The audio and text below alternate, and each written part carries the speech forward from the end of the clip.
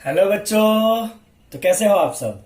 मैं निकुंज जरीवाला एक बार फिर से आपका स्वागत करता हूं आपके अपने YouTube channel magnetic science institute पे। चलिए बच्चों, class 11 physics second chapter units and measurement, उसका हम करने जा रहे हैं बच्चों आज third part. Right, I hope कि आपके पहले दोनों पार्ट जो है वो अच्छे से हो चुके होंगे, और अगर बाकी है तो डिस्क्रिप्शन सेक्शन में उसका लिंक दिया हुआ है, फटाफट जाइए, क्लिक करिए, वीडियो को देख के आइए और थर्ड पार्ट के ऊपर आ जाइए वापस। ओके, चलिए बच्चों, अब इस पर्टिकुलर थर्ड पार्ट में हमें पढ़ना है about the measurement of the time and measurement of mass, और उसके बाद हम डिस्कशन करेंगे अबाउट द एरर।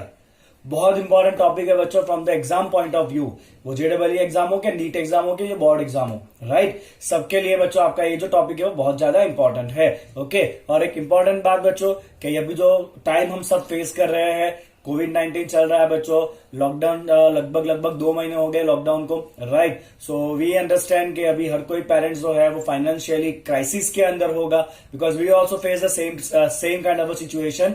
तो अभी बच्चों आपको खाली क्या करना है, आपकी पढ़ाई ना बिगड़े उसलिए अभी आपको फ्री में यहाँ पे अपने चैनल को सब्सक्राइब कर देना है। यहां से आपको बच्चों जिस तरह से बाकी लोग जूम वूम पे पढ़ा रहे हैं, उससे बेटर है बच्चों कि हम आपको इसके ऊपर ये कंटेंट दे रहे हैं, ताकि आप जितनी बार चाहो उतनी बार उस कंटेंट को देख सको, और आपको इससे ज्यादा इफेक्टिव कंटेंट कभी नहीं मिलना है ऑनलाइन टीचिंग में, राइट। ओके, तो आपके जो और दोस्त है जो 11 साइंस में लेने वाले हैं, कहीं ना कहीं फीस रजिस्ट्रेशन की वजह से अगर उन लोगों ने कभी कहीं पे ट्यूशन ज्वाइन नहीं किया है, ओके, तो प्लीज आप उनको ये रिफर करिए ताकि वो भी हमारे साथ जुड़े और अपनी पढ़ाई को चालू कर सके। ओके, और रजिस्ट्रेशन और ये सब तो बात की बात है, जब सिचुएशन नॉर्मल होगी तब ये देखा जाएगा। ओके, चलिए बच्चों, तो स्टार्ट करेंगे आज का लेक्चर। सबसे पहले हम बात करते हैं बच्चों about the range of the length.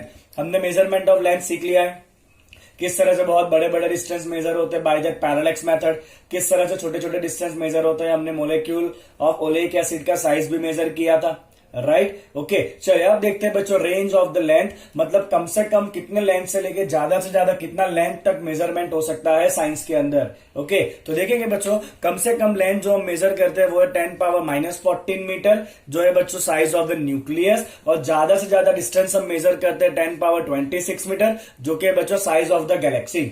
Okay, तो अगर आप बच्चों रेंज की बात करोगे तो रेंज मतलब मिनिमम से मैक्सिमम, तो -14 से +26 कितना होता है बच्चों? -14 से +26 कितना होता है? ये 40 होता है कि नहीं? -14 से +26 कितना हो गया? 40 हुआ कि नहीं टोटल ये? तो रेंज कितना हो गया बच्चों? 10⁻40। कितना रेंज हुआ बच्चों आपका? 10⁻40। ओके, चलिए अभी लेंथ को मेजर करने के कुछ पर्टिकुलर यूनिट्स हैं। ओके, जैसे कि फर्मी हमने लिखा था बच्चों, fermi is the femto, that is 10⁻−15 metre. Fermi कितना होता है? 10⁻−15 मीटर। जब बहुत छोटे डिस्टेंस मेजर करने तब हम फर्मी यूज करते हैं। सिमिलरली बच्चों एंगस्ट्रॉम, तो एंगस्ट्रॉम जो है that is 1 angstrom, that is 10⁻−10 metre. ये मैंने आपको लास्ट लेक्चर के अंदर भी सिखाया था। ओके, चलिए फिर ये इंपॉर्टेंट है बच्चों 1 एस्ट्रोनॉमिकल यूनिट, 1 AU। शायद आपको ध्यान आया होगा, मैंने आपको कहा था कि सन और अर्थ के बीच का जो एवरेज डिस्टेंस होता है ना, सन और अर्थ के बीच का जो एवरेज डिस्टेंस होता है वो कितना होता है बच्चों? 1 AU जितना होता है, 1 एस्ट्रोनॉमिकल यूनिट। और उसका मीटर में वैल्यू कितना होगा बच्चों? 1.496 इंटू 10⁻11 मीटर। तो 1 एस्ट्रोनॉमिकल यूनिट कितना होता है? 1.496 इंटू 10⁻11 मीटर जितना होता है 1 astronomical unit. Is that clear बच्चों? ओके, चलिए बच्चों आगे देखते हैं। अब बात करेंगे बच्चों एक और यूनिट की, that is 1 light year. 1 light year का मतलब है कि लाइट एक साल में कितना डिस्टेंस काटेगा। लाइट एक साल के अंदर कितना डिस्टेंस काटेगा, उसे हम क्या कहते हैं बच्चों? 1 लाइट ईयर कहते हैं। देखते हैं बच्चों, तो 1 light year it is the distance travel by the light with the velocity. Light का वेलोसिटी कितना होता है आपको पता ही होगा, 3 × 10⁸ मीटर पर सेकेंड। ओके, इन 1 ईयर। तो distance travel by the light in 1 year with what speed? 3 × 10⁸ speed. तो जब आप ये स्पीड बच्चों गिनोगे ना, क्या गिनोगे बच्चों आप? Distance equal to speed into time. तो यहां से जब आप डिस्टेंस निकालोगे ना तो आप पाओगे कि लाइट जो है ना वो एक साल में कितना डिस्टेंस काटता है? 9.46 इंटू 10⁻15 मीटर। कितना डिस्टेंस काटता है बच्चों लाइट? 9.46 इंटू 10⁻15 मीटर जितना डिस्टेंस काटता है लाइट एक साल के अंदर। समझ में आया बच्चों आपको इतना? क्लियर। चलिए एक और यूनिट है बच्चों पार्सेक। पार्सेक क्या होता है? तो पार्सेक जो है ना बच्चों दैट इज 1 एस्ट्रोनॉमिकल यूनिट। चलिए मैंने यहां पे डेफिनेशन लिखा है, देखते definition. Parsec is the distance eight which average radius of the earth orbit. Average radius of the earth orbit का मतलब क्या? देखिए मैंने यहां पे एक सर्कल बनाया है, तो ये सन है, और ये अर्थ है, अर्थ आजू बाजू घूम रहा है सन के। ओके, तो ये हो गया बच्चों radius of the orbit, because ये पूरा आपका ऑर्बिट बनेगा ना सर्कल। तो ये क्या बना बच्चों, आपका ऑर्बिट बना। तो ये ऑर्बिट का जो रेडियस है बच्चों वो कितना होगा, distance between sun and earth. क्या मतलब होता है इसका, 1 AU होता है कि नहीं। Distance between sun and earth का मतलब क्या है बच्चों, 1 AU है। तो क्या कहा है बच्चों, the parsec is the distance eight which average radius of the earth orbit 1 AU subtend an angle of 1 second. तो ये 1 AU जो है ना बच्चों, वो कितने डिस्टेंस पे जाके 1 सेकेंड जितना एंगल सबटेंड करेगा। देखिए बच्चों, अगर पॉइंट आपका पास है तो एंगल बड़ा होगा, यस और नो। जैसे जैसे ये पॉइंट आपका दूर जाएगा एंगल छोटा होता जाएगा। तो यही है बच्चों के 1 AU जो है ना, वो कितने डिस्टेंस पे जाके 1 सेकेंड जितना एंगल सबटेंड करेगा, उस डिस्टेंस को हम क्या कहते हैं बच्चों, 1 पार्सेक कहते हैं। क्या कहते हैं उसको हम, 1 पार्सेक। बहुत सिंपल है। अब आप क्या करेंगे बच्चों, theta equal to arc by radius करोगे ना, तो आपको ये 1 पार्सेक का वैल्यू मिल जाएगा। और ये 1 पार्सेक बच्चों कितना होता है, 3.08 इंटू 10⁻16 मीटर। कितना होता है 1 पार्सेक, 3.08 इंटू 10⁻16 मीटर। तो ये लॉन्ग डिस्टेंस मेजर करने के 3 यूनिट हमने देखे, लाइट ईयर देखा, एस्ट्रोनॉमिकल यूनिट देखा, और फिर हमने देखा बच्चों पार्सेक। चलिए, तीनों में सबसे बड़ा कौन है, तो यहाँ पे 10⁻16 है, यहाँ पे 10⁻15 है, यहाँ पे 10⁻11 है। ऑब्वियसली सबसे बड़ा कौन है बच्चों, पार्सेक। उसके बाद कौन आएगा, लाइट ईयर, और उसके बाद कौन आएगा, एस्ट्रोनॉमिकल यूनिट। तो ये मैंने लिखा है पार्सेक, फिर लाइट ईयर, और सबसे छोटा यूनिट इन तीनों में कौन सा, एस्ट्रोनॉमिकल यूनिट। Okay, clear. तो ये हो गया बच्चों आपका range of the length and various units of the length. Clear. चलिए बच्चों, अब बात करते हैं about the measurement of the mass. तो मास क्या होता है बच्चों, आपने पढ़ा होगा 9th स्टैंडर्ड में, मास is the measure of inertia. और मास जो है वो इंट्रिंसिक प्रॉपर्टी होती है, वो किसी भी और चीज के ऊपर डिपेंड नहीं करता है। चलिए वही पॉइंट पहले देखना है हमें। Mass is the basic property of the matter, it is independent of temperature, pressure and the location of the body. Mass हर जगह पे सेम ही रहता है। चलिए, मास का यूनिट क्या है बच्चों, केजी है। अब ये 1 kg कितना होता है ना, उसके अलग अलग सैंपल बनाए होते हैं। That sample is called as prototype. क्या कहते हैं बच्चों, उसको प्रोटोटाइप कहते हैं, राइट। जैसे कि मान लीजिए आप नॉर्मल बैलेंस जो यूज करते हो, जो त्राजवा होता है ना नॉर्मल, उसके अंदर काटले होते हैं, पता है कि नहीं। 500 ग्राम का होता है, 1 kg का होता है, 2 kg, 5 kg, तो उसे हम कहते हैं बच्चों प्रोटोटाइप। क्या कहते हैं उसको हम, प्रोटोटाइप। इसी तरह से 1 kg का जो स्टैंडर्ड प्रोटोटाइप है ना बच्चों, वो बना है प्लेटिनम इरिडियम के अलॉय में से। किसमें से बना है वो, प्लेटिनम इरिडियम के अलॉय में से बना हुआ है, राइट। और उसको बनाने का काम करता है बच्चों international bureau of weight and measure. कौन काम करता है, ये international bureau of weight and measure ये काम करेगा। ओके, और इंडिया को भी ऐसा एक प्रोटोटाइप दिया हुआ है, और वो प्रोटोटाइप कहां पे अवेलेबल है बच्चों, NPL. NPL is the national physics laboratory. कहां पर ये प्रोटोटाइप बच्चों, एनपीएल में, that is national physics laboratory. Is that clear. Okay, अगर बच्चों आपको एटम या मॉलिक्यूल का मास मेजर करना है तो आप उसको केजी में मेजर नहीं कर सकते, बिकॉज वो बहुत छोटा होता है ना। तो आप उसको केजी में नहीं मेजर करोगे, तो वहां पे बच्चों हम उसको मेजर करते हैं इन व्हाट यूनिट, एएमयू। आपने पढ़ा होगा ऑलरेडी 9th स्टैंडर्ड में। एएमयू क्या होता है बच्चों, atomic mass unit. Okay, so to measure the mass of the atoms and molecules हम क्या यूज करते हैं बच्चों, यू यूज करते हैं, that is called as AMU, atomic mass unit. और ये एटॉमिक मास यूनिट कितना होता है बच्चों, तो कार्बन 12 का जो एक एटम होगा ना, कार्बन के 2 आइसोटोप है, कार्बन 12 एंड कार्बन 14। जो कार्बन 12 होता है बच्चों, कार्बन 12 मतलब कार्बन का सिंगल एटम, उसका जितना मास होगा ना, उतने मास का 12वां part, 1/12 of the mass of the C12 atom, 1/12 of the mass of C12 atom। इस मास को हम क्या कहते हैं बच्चों, 1 एटॉमिक मास यूनिट, 1 AMU कहते हैं। तो देखिए 1 AMU क्या है बच्चों, मास ऑफ C12 एटम। इसका जितना भी मास होगा एक एटम का डिवाइड बाई 12, उसे हम क्या कहते हैं बच्चों, 1 AMU कहते हैं। और एक केजी में कितना होता है, इंपॉर्टेंट है बच्चों ये, 1 AMU आपका केजी में हो जाएगा 1.66 इंटू 10⁻⁻27 kg। कितना होगा बच्चों, 1.66 इंटू 10⁻⁻27 kg जितना होगा ये, फाइन। चलिए बच्चे, अब मास कैसे मेजर करते हैं, तो मास हम नॉर्मली, अगर आप सपोज मान लीजिए कि कोई चीज फ्रूट या ऐसा कुछ लेने जाते हो आप, राइट, तो उसको मेजर किस में करता है, वो नॉर्मल बैलेंस में यूज करता है, that is called as common balance या mass balance. It can be measure in a mass balance. अगर मान लो बच्चों कि आपको मेजर करना है मास ऑफ द अर्थ या मास ऑफ द सन या मास ऑफ मून, तो क्या आप तराजू में तोलने जाओगे, नहीं ना। तो उसको बच्चों हम मेजर करते हैं with the help of the Newton's law of gravitation. ये आप 11th स्टैंडर्ड में अभी आगे जाके पढ़ोगे, राइट। तो Newton's law of gravitation for the mass of the planet and stars. Okay, और अगर आपको बहुत छोटे छोटे मास मेजर करने हैं, जैसे कि एटम का मास निकालना है या प्रोटॉन का मास या न्यूट्रॉन का मास, तो वहां पे बच्चों हम यूज करते हैं मास स्पेक्ट्रोमीटर। बहुत छोटे पार्टिकल जैसे कि एटॉमिक एंड सब एटॉमिक पार्टिकल का मास मेजर करने के लिए हम क्या यूज करते हैं बच्चों, मास स्पेक्ट्रोमीटर यूज करते हैं। इसके बारे में बच्चों आप 12th स्टैंडर्ड में पढ़ने वाले हो। तो मास स्पेक्ट्रोमीटर में होता क्या है, तो जो पार्टिकल का आपको मास निकालना है ना, उस पार्टिकल को इलेक्ट्रिक या मैग्नेटिक फील्ड में से पास कराया जाता है। तो पार्टिकल जो है वो सर्कल में मोशन करेगा और उस सर्कल में मोशन का जो रेडियस होगा ना, वो उसके मास के प्रोपोर्शनल होता है। आप ये सब डिटेल में पढ़ोगे। अभी आप खाली इतना याद रखिए बच्चों कि radius of the trajectory of the charged particle moving from the uniform electric and magnetic field is directly proportional to the mass। तो उसका जो रेडियस ऑफ ट्रेजेक्टरी है वो क्या होगा बच्चों, डायरेक्टली प्रोपोर्शनल टू मास होगा। तो जितना बड़ा रेडियस बनेगा पार्टिकल का उतना ज्यादा उसका मास होगा। ओके, चलिए बच्चों नेक्स्ट देखते हैं रेंज ऑफ मास। तो साइंस में हमें कितने कम से लेके कितने ज्यादा से ज्यादा मास तक मेजर करना पड़ता है, लेट्स सी। तो मास का रेंज है बच्चों, कम से कम मास है 10⁻³ kg, that is the mass of electron. से ज्यादा होता है 10⁻55 kg which is the mass of the universe. क्या है बच्चों, ये मास ऑफ द यूनिवर्स है। चलिए -30 से +55 कितना होगा, -30 से +55 कितना होगा, 85 होगा कि नहीं। तो मास का बच्चों रेंज है 10⁻85 kg। कितना रेंज है मास का, 10⁻85 kg। क्लियर बच्चों। चलिए अब बात करेंगे मेजरमेंट ऑफ टाइम के बारे में। टाइम कैसे मेजर होता है, तो आपको सर टाइम कैसे मेजर होता है, आप क्या पूछ रहे हो, टाइम तो क्लॉक से मेजर होता है। सही कहा बच्चों, टाइम जो है वो क्लॉक से ही मेजर होता है। बट क्लॉक जो है ना वो भी अलग अलग टाइप के हैं। आपका हाथ में जो घड़ी होता है ना, वो थोड़ा बहुत एक्यूरेट ना भी हो, थोड़ा बहुत इधर उधर हो जाए तो भी इतना फर्क नहीं पड़ना है, बराबर। बट जो इंटरनेशनल लेवल पे जो टाइम मेजर होते हैं, अगर वहां पे 1 सेकंड का भी गड़बड़ हुआ ना तो लोचा हो जाएगा, राइट। तो इसीलिए बच्चों हम जब टाइम मेजर करते हैं ना तो हम यूज करते हैं सीजियम एटॉमिक क्लॉक। क्या यूज करते हैं बच्चों, हम सीजियम एटॉमिक क्लॉक। चलिए उसका डिटेल्स देखते हैं क्या है वो। तो atomic standard of time, atomic standard कैसे मेजर करते हैं हम बच्चों, एटॉमिक स्टैंडर्ड से हम टाइम को मेजर करते हैं, राइट। चलिए इट इज बेस्ड ऑन किसके ऊपर बेस्ड है, atomic standard of time. Atomic standard of time आपका बेस्ड है बच्चों on the periodic variation produce in a caesium clock.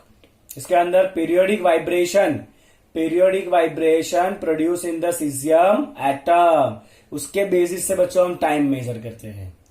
किससे मेजर करते हैं, जो सीजियम का एटम है उसके अंदर जो रेडिएशन निकलेगा, उसका जो वाइब्रेशन होगा ना, उस वाइब्रेशन के बेसिस पे बच्चों हम टाइम मेजर करते हैं। आगे देखते हैं क्यों ऐसा। And this is the basis of a caesium clock which is called as a atomic clock. तो उस एटॉमिक क्लॉक के हिसाब से 1 सेकंड क्या होता है, तो 1 सेकंड होता है बच्चों 9,192,631,770 vibrations of the radiation correspond to the transition between the two hyperfine levels of the ground state of cesium-133। Okay, बहुत भारी स्टेटमेंट है, आई नो। आपको सिंपली क्या याद रखना है बच्चों के जो सीजियम का एटम है उसमें अलग अलग एनर्जी लेवल्स होते हैं। तो ऐसे 2 एनर्जी लेवल के बीच में क्या होगा बच्चों, ट्रांजिशन होता रहेगा इलेक्ट्रॉन्स का। जब इलेक्ट्रॉन ट्रांजिशन होता है ना बच्चों, तो क्या होगा, वो रेडिएशन एमिट करेगा। क्या एमिट करेगा बच्चों, वो रेडिएशन एमिट करेगा, राइट। और ये जो रेडिएशन एमिट हुआ बच्चों, उसके कितने वाइब्रेशन 9,192,631,770 जितने टाइम के अंदर इतने वाइब्रेशन हो जाएंगे ना, उस टाइम को हम कहते हैं 1 second. Are you getting what I want to say. Okay, caesium के अंदर हाइपरफाइन लाइंस, हाइपरफाइन जो सब एटॉमिक लेवल्स है, वहां पे बच्चों जो भी आपका रेडिएशन होना है, उस रेडिएशन का जो वाइब्रेशन नंबर है, कितना है बच्चों, नंबर ऑफ वाइब्रेशन, ये नंबर ऑफ वाइब्रेशन, इतने वाइब्रेशन होने में जितना टाइम लगेगा ना, उसको हम क्या कहेंगे बच्चों, 1 सेकंड कहेंगे। क्या कहेंगे उसको हम, 1 सेकंड कहेंगे। क्लियर। चलिए आगे बढ़ते। Vibration of the caesium atom, this vibration will regulate the caesium atomic clock. अगर आप नॉर्मली आपकी घड़ी देखोगे ना बच्चों, तो उसके अंदर ना एक छोटा सा रोटर होता है और वो क्या करेगा बच्चा, ऐसा वाइब्रेट करता रहेगा और उससे वो क्या करता है, टाइम को रेगुलेट करता है। उसी तरह से जो एटॉमिक क्लॉक है उसको रेगुलेट करने का काम कौन करता है बच्चों के, जो वाइब्रेशन हो रहा है ना सीजियम के अंदर, ये वाला वाइब्रेशन रेडिएशन का, वो उसको रेगुलेट करता है। चलिए, caesium atomic clock are very accurate, they are very accurate all the standards of time. जैसे कि इंडिया में कौन सा स्टैंडर्ड चलता है बच्चों, IST, पता है ना, इंडिया स्टैंडर्ड टाइम। ये सारे स्टैंडर्ड ऑफ द टाइम है ना, उसको रेगुलेट करने का काम ही कौन करता है, ये एटॉमिक क्लॉक करते हैं। और वो भी एक एटॉमिक क्लॉक नहीं, 4 एटॉमिक क्लॉक का सेट होता है और उन चारों को मिला के ये बाकी सारे स्टैंडर्ड्स है ना, उसको रेगुलेट करा जाता है। All standards of the time maintain by the set of 4 atomic clock. कितना एटॉमिक क्लॉक बच्चों, 4 एटॉमिक क्लॉक को यूज करके बाकी सारे टाइम के स्टैंडर्ड्स जो है ना, उसको मेंटेन करा जाता है। ओके, चलिए IST Indian standard time is also linked to this atomic clocks. चलिए, इसका एक्यूरेसी कितना है एटॉमिक क्लॉक का, तो बच्चों आप बिलीव नहीं करोगे कि एटॉमिक क्लॉक इतना एक्यूरेट है ना कि अगर वो 10 पावर 13 सेकंड मेजर करेगा ना, कितना 10 पावर 13 मतलब एक के बाद कितने मिनटे, 13 मिनट, इतना ज्यादा टाइम वो मेजर करेगा ना, तो इतने टाइम को मेजर करते हुए उसको खाली 1 सेकंड जितना गड़बड़ हो सकता है अगर हुआ तो देखिए, तो it has accuracy of 1 part in 10 power 13। इसका मतलब है कि दे लॉस और गेन, मतलब कितना आगे पीछे हो जाएंगे, 1 सेकंड जितना आगे पीछे हो जाएंगे इन एवरी 10 पावर 13 सेकंड। समझ आया आपको कुछ? तो जब 10 पावर 13 इतना ज्यादा टाइम वो मेजर करेंगे ना, तो खाली 1 सेकंड जितना उसका आगे पीछे होने का चांसेस है, उससे ज्यादा नहीं। राइट, चलिए बच्चों, नो मोर देन, अगर इसको और फॉर्म में कन्वर्ट करेंगे ना, तो no more than 3 micro second in a 1 year. Micro का मतलब पता है ना, 10 पावर -6, तो कितना होगा 3 माइक्रो मतलब 0.000003 सेकंड पर ईयर। तो वो खाली 1 साल में कितना आगे पीछे हो सकता है बच्चों, इतना ही आगे पीछे होगा 1 साल के अंदर। मतलब वी कैन कंसिडर कि वो ऑलमोस्ट कैसा है, एकदम एक्यूरेट है, कोई भी गड़बड़ नहीं होगा उसके अंदर। इतना तो किसी को भी माफी मिल जाएगा, है ना, बहुत कम इसका एरर है। चलिए, due to this much accuracy, ये क्लॉक जो है ना या टाइम जो है ना बच्चों, वो इतना एक्यूरेट है कि जब हम डिस्टेंस मेजर करते हैं ना, तो डिस्टेंस का जो यूनिट है ना 1 मीटर, वो भी बच्चों किसके बेस्ड है, टाइम के ही बेस्ड है। हम टाइम को यूज करके ही लेंथ का जो यूनिट है वो भी डिफाइन करते हैं। देखिए कैसे, due to this much accuracy, unit of the length which is 1 metre is also defined with the help of a time. It is also defined with the help of the time, right. और 1 metre का मतलब क्या है बच्चों, it is the distance travelled by the light in 1/299792458 second. Light जो है ना बच्चों, इतने टाइम के अंदर, कितना टाइम है 1/299792458। ज्यादा दिमाग पे जोर मत डालना, कभी एग्जाम में आना नहीं है, but intention is cancer text book में जितना दिया आपको सब कुछ कराना है। ओके, तो लाइट जो है वो एक इतने टाइम के अंदर जो डिस्टेंस काटेगा उसे हम 1 मीटर कहते हैं। देखिए बच्चों, तो मीटर को भी डिफाइन करने के लिए हमने क्या यूज किया, टाइम यूज किया, क्योंकि टाइम बहुत एक्यूरेट है, तो मीटर के डेफिनेशन में भी कोई गड़बड़ नहीं होगी। इतना क्लियर? चलिए, इतना समझ में आ गया बच्चों आपको। अब यहाँ पे आपका मोस्टली थियोरटिकल पार्ट खत्म होता है, अब थोड़ा बच्चों प्रैक्टिकल काम करते हैं। चलिए, सपोज मान लीजिए कि आप लैब में गए और आपको ना कुछ मेजर करने के लिए दिया गया। सपोज आपको कुछ ऑब्जेक्ट दिया गया और बोला गया उसका मास कितना है, या आपको कोई ऐसा ऑब्जेक्ट दिया गया और बोला गया कि इसका लेंथ कितना है। ओके, तो आपको मेजरमेंट करना पड़ेगा, और जब बच्चों आप मेजरमेंट करोगे ना, तो उस मेजरमेंट के अंदर कुछ ना कुछ गड़बड़ हो ही जाने वाली है। और ये जो कुछ ना कुछ गड़बड़ है ना मेजरमेंट में, उसे हम कहते हैं बच्चों एरर। ओके, और ये एरर वाले टॉपिक पर जाने से पहले बच्चों हमें सीखना है कि एक्यूरेसी क्या है और प्रिसीजन क्या है। चलिए, मैं आपको सिंपल सा लॉजिक बता देता हूं, what is accuracy and what is precision. सुनिएगा बहुत ध्यान से। सपोज मान लीजिए बच्चों हमें टाइम मेजर करना है। क्या मेजर करना है, हमें टाइम मेजर करना है, और अभी बच्चों आपका सही टाइम है। सपोज मैं अभी की बात करूं बच्चों, तो अभी आपका सही टाइम है सपोज 7:12 और 55 सेकंड। अब मेरे पास दो अलग अलग घड़ी है। मेरे पास जो क्लॉक 1 है बच्चों, वो टाइम दिखा रहा है 7:12, और एक दूसरा क्लॉक भी है क्लॉक 2, और वो टाइम दिखा रहा है बच्चों 7:10 और 12 सेकंड। समझ आया? ये एग्जैक्ट वैल्यू ये है। पहला क्लॉक जो है बच्चों वो इतना टाइम दिखा रहा है, दूसरा इतना टाइम दिखा रहा है। अब एक्यूरेसी का मतलब क्या है और प्रिसीजन का मतलब क्या है? तो एक्यूरेसी का मतलब क्या है कि आप जो मेजर कर रहे हो ना, वो सही वैल्यू के कितना पास है। हमने जो मेजरमेंट किया वो सही वैल्यू के कितना पास है ना, उसे हम क्या कहते हैं बच्चों, एक्यूरेसी कहते हैं। ओके, और आपने जो भी मेजरमेंट लिया वहां पे आप कितना एक्सटेंट तक गए मेजर करते हुए, मतलब आपने कम से कम क्या मेजर किया, वो आपका क्या होता है बच्चों, प्रेसिजन होता है। सुनिए ध्यान से। तो पहले मैं एक्यूरेसी की बात करता हूं बच्चों। तो एक्यूरेसी का मतलब क्या है, it is a measure of how close the measured value is to the true value of the quantity. चलिए, तो बताए दोनों में से कौन एक्यूरेट है। तो सही टाइम है आपका 7:12:55। ये दिखा रहा है 7:12, ये दिखा रहा है 7:10, मतलब ये तो दूर है। तो ये वाला मेजर्ड वैल्यू जो है वो सही वैल्यू के ज्यादा पास है, तो ये कैसा होगा बच्चों आपका एक्यूरेट। ये घड़ी कैसा है बच्चों, ज्यादा एक्यूरेट है।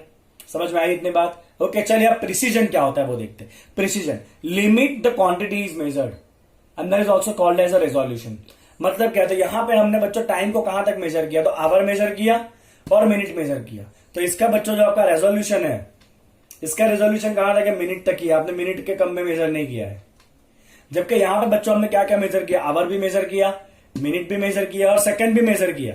तो ये जो है ना बच्चों, इसका रेजोल्यूशन कितना है, इसका रेजोल्यूशन सेकंड तक है। तो हमने किसमें ज्यादा एक्सटेंट तक मेजर किया, इसके अंदर ज्यादा एक्सटेंट तक मेजर किया। यस और नो, क्योंकि यहाँ पे हम सेकंड तक गए हैं मेजर करने के लिए, मतलब ये क्लॉक का रिजोल्यूशन कैसा है, ज्यादा है, तो ये घड़ी कैसा होगा बच्चों आपका, प्रिसाइज होगा। कैसा होगा, ये घड़ी आपका प्रिसाइज होगा। बोलिए आई इतनी बात समझ में, इतना एकदम क्लियर, टका लगा गया दिमाग के अंदर, एक्यूरेसी क्या है और प्रिसीजन क्या है वो क्लियर एकदम। आपका मेजर्ड वैल्यू ट्रू के कितना पास है वो एक्यूरेसी है, और आप कितना एक्सटेंड तक मेजर कर रहे हो वो क्या है बच्चों, आपका प्रिसीजन है। ओके चलिए आगे बढ़ते हैं बच्चों यहां से। तो अब यहाँ पे एक्यूरेसी और प्रिसीजन आपका टॉपिक हो गया, और जो भी आपने मेजरमेंट लिया और जो सही वैल्यू है उसके अंदर कुछ ना कुछ डिफरेंस है, तो ये आपका मेजर्ड वैल्यू और सही वैल्यू के बीच का जो डिफरेंस है ना, उस डिफरेंस को हम कहते हैं बच्चों एरर। और एरर बहुत टाइप के होते हैं, चलिए उसके मेन 3 टाइप है बच्चों। पहला टाइप है सिस्टमैटिक एरर, दूसरा है बच्चों रैंडम एरर, और तीसरा है लिस्ट काउंट एरर। चलिए तीनों एरर के बारे में देखते हैं। तो टाइप्स ऑफ एरर, सबसे पहले है सिस्टमैटिक एरर। एरर क्या होता है, it is uncertainty in the measurement, और you can say difference between the true value and the measured value is called as error. चलिए पहले है सिस्टमैटिक एरर। सिस्टमैटिक मतलब ऐसे एरर जो ऑलवेज एक ही डायरेक्शन में होते हैं।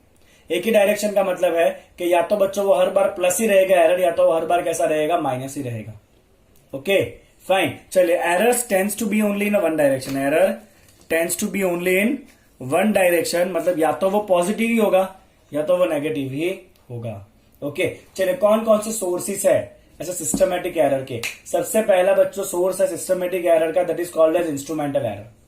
तो जो आपका इंस्ट्रूमेंट है बच्चों वही फॉल्टी है, तो क्या आपकी कोई गलती नहीं है उसके अंदर, जितने भी मेजरमेंट करोगे कुछ ना कुछ तो गड़बड़ाने ही वाली है। चलिए तो इंस्ट्रूमेंटल एरर कौन कौन से इसके अंदर, अगर जो आपका इंस्ट्रूमेंट है उसका डिजाइन इम्परफेक्ट है, राइट, या फिर उसका जो कैलिब्रेशन है वो इम्परफेक्ट है, उसके अंदर जो मार्किंग किया होता है ना, अगर वो मार्किंग इम्परफेक्ट है तो आप जितने भी बार मेजरमेंट लोगे उसको हेल्प करके उसके हेल्प से हर बार आपके अंदर आपके मेजरमेंट में कुछ ना कुछ गड़बड़ आनी है, और वो एरर जो है वो हर बार सेम ही होगी।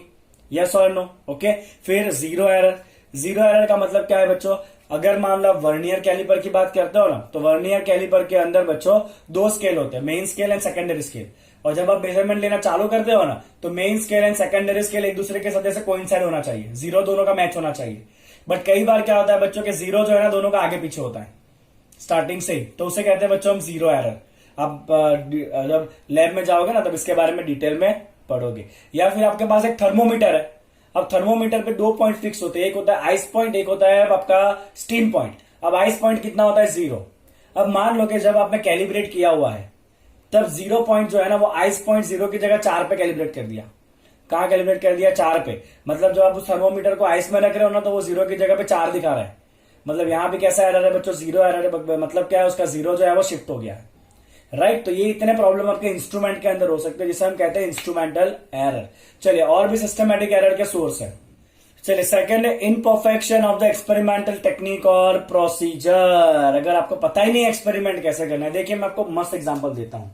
सपोज मान लीजिए बच्चों के ये आपका स्केल है, ओके फाइन, और यहां पे सपोज आप वेट मेजर कर रहे हो और वेट का कांटा अगर यहां पर है, तो नॉर्मली क्या होता है बच्चों, हमें इसको एग्जैक्टली ऊपर से देखना होता है। कहां से देखना होता है, एग्जैक्टली ऊपर से, तो ही आपको सही रीडिंग दिखेगा। बट आप ना बहुत आलसी हो, आप ऑलवेज ऐसे साइड से देख रहे हो इसको। अगर आप साइड से देखोगे ना बच्चों तो क्या होगा पता है, आपको ये जो कांटा है ना वो थोड़ा सा आगे ही दिखने वाला है हर बार। यस और नो। आप खुद भी एक्सपेरिमेंट करो, एक काम करो, एक स्केल ले लो और एक ऐसे मार्कर या पेन ले लो और आप एक्जैक्टली उसको ना 10 के ऊपर सेट कर दो। कहां पे सेट कर दो, 10 के ऊपर। आपको ऐसे 90 डिग्री पे देखना है इस तरह से, और इसको आप 10 के ऊपर सेट कर दो बच्चों। करा 10 के ऊपर सेट, और उसके बाद क्या करो, इसको आप थोड़ा साइड से देखो। देखो वो 10 की जगह पे ना 11 12 तक चला जाएगा, आगे चला जाएगा। मतलब यहाँ पे आपका जो एक्सपेरिमेंटल जो टेक्निक है वो गलत है। तो यहाँ पे भी क्या होना है, हर बार कुछ ना कुछ एरर आने वाली है, और वो एरर हर बार एक ही तरफ होती रहेगी, मतलब वो सिस्टमैटिक है। चलिए तीसरा है बच्चों पर्सनल एरर। ये है खुद की आलस। देखिए क्या है, इंडिविजुअल बायस। कुछ लोग बहुत जिद्दी होते हैं, नहीं भाई मैं करूं वही सही है, ओके। फिर lack of proper setting of the apparatus. फिर individual carelessness and parallax error. Parallax मतलब ये वाला जो बताया ना बच्चों, it is one kind of the parallax error, okay, जहां पे रीडिंग जो है थोड़ा सा ऊपर नीचे हो जाएगा। अब जब केमिस्ट्री लैब में जाते हो ना तो ब्यूरेट का भी रीडिंग आपको मेजर करना होता है। तो ब्यूरेट में भी क्या है बच्चों, जहां पे लिक्विड लेवल है ना वहीं से देखना होता है, एक्जैक्टली सामने से। अगर आप ऐसे नीचे से या ऊपर से देखोगे ना तो रीडिंग जो है वो थोड़ा सा चेंज दिखेगा आपको, तो उसे भी हम पैरालैक्स एरर के अंदर ही इंक्लूड करते हैं। तो ये हो गया बच्चों आपका सिस्टमैटिक एरर। 3 चीजें देखा हमने। पहला कौन सा एरर है बच्चों, इंस्ट्रूमेंट में गड़बड़ थी, फिर आपके प्रोसीजर में गड़बड़ थी, या तीसरा क्या गड़बड़ था बच्चों आपका, थर्ड आपका था personal error.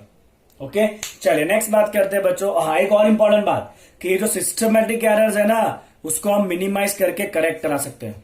Systematic error can be corrected. Systematic error को हम क्या कर सकते हैं, करेक्ट कर सकते हैं। प्रोसीजर आप सीख लो सही से, इंस्ट्रूमेंट को करेक्ट कर दो तो फिर कोई गड़बड़ होने वाली नहीं है। चलिए दूसरा है बच्चों रैंडम एरर। कौन सा है दूसरा आपका? रैंडम एरर है। ये अपने हाथ में नहीं है। जब आप एक्सपेरिमेंट कर रहे हो तो जो आजू बाजू के फैक्टर है, जैसे कि टेम्परेचर है, प्रेशर है, विंड का वेलोसिटी है, वो सब चेंज हो गया तो वो अपने हाथ में नहीं है। तो ये एरर कैसा है बच्चों? रैंडम एरर है।